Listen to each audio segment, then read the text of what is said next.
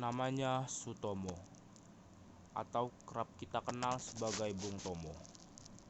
Beliau merupakan pahlawan yang terkenal karena peranannya dalam membangkitkan semangat rakyat untuk melawan kembalinya penjajah Belanda melalui Tentara Nika, yang berakhir dengan pertempuran 10 November 1945 yang hingga kini kita peringati sebagai Hari Pahlawan. Sutomo dilahirkan di Kampung Belauran di pusat kota Surabaya. Ayahnya bernama Kartawan Cipto Wijojo yang merupakan seorang kepala keluarga dari kelas menengah.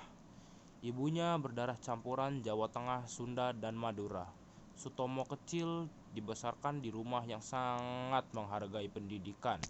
Namun sayang, pada usia 12 tahun ketika ia terpaksa meninggalkan pendidikannya di Mulo, Sutomo melakukan berbagai pekerjaan kecil untuk mengatasi dampak depresi yang melanda dunia pada saat itu. Belakangan ia melanjutkan pendidikan HBS lewat korespondensi, tetapi tidak pernah resmi lulus. Sutomo kemudian bergabung dengan KBI atau Kepanduan Bangsa Indonesia. Lalu pada usia yang 17 tahun, ia menjadi terkenal ketika berhasil menjadi orang kedua di Hindia Belanda yang mencapai peringkat Pandu Garuda. Sutomo pernah menjadi seorang jurnalis yang sukses. Kemudian, ia bergabung dengan sejumlah kelompok politik dan sosial. Ketika ia terpilih pada 1944 untuk menjadi anggota Gerakan Rakyat Baru yang disponsori Jepang, tidak ada satu orang pun yang mengenali dia. Namun, semua ini mempersiapkan Sutomo untuk peranannya yang sangat penting.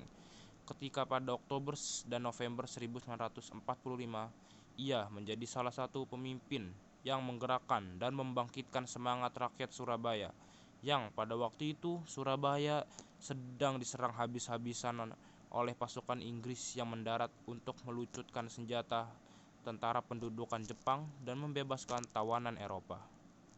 Sutomo terutama sekali dikenang karena seru-seruan pembukaannya di dalam siaran-siaran radionya yang penuh dengan semangat kemerdekaan yang berbunyi, "Merdeka atau mati."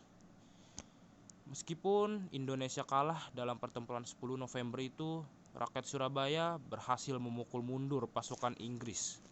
Dan kejadian ini dicatat sebagai salah satu peristiwa terpenting dalam sejarah kemerdekaan Indonesia. Setelah kemerdekaan Indonesia, Sutomo menikah dengan Sulistina pada 19 Juni 1947 dan dikaruniai anak pada tahun 1950 yang diberi nama Bambang Sulistomo. Lalu Sutomo sempat terjun ke dalam dunia politik pada tahun 1950-an, atau lebih tepatnya pada tahun 1956. Tetapi ia tidak merasa bahagia dan kemudian menghilang dari panggung politik.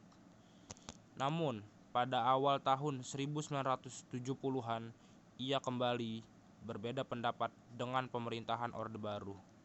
Ia berbicara dengan keras terhadap program-program Soeharto, sehingga pada 11 April 1978 ia ditahan oleh pemerintah Indonesia yang tampaknya khawatir akan kritik-kritiknya yang keras.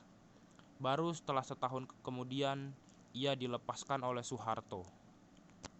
Sutomo sendiri sangat bersungguh-sungguh dalam kehidupan imannya, tetapi tidak menganggap dirinya sebagai seorang muslim yang saleh ataupun calon pembaharu dalam agama.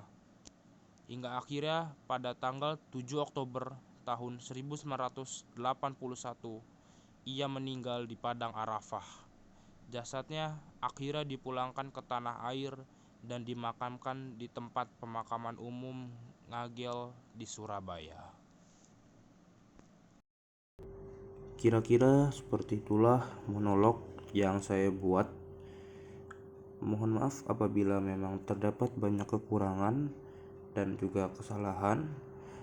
Saya mohon dimaklumi. Saya Lahdab Rumi. Wassalamualaikum warahmatullahi wabarakatuh.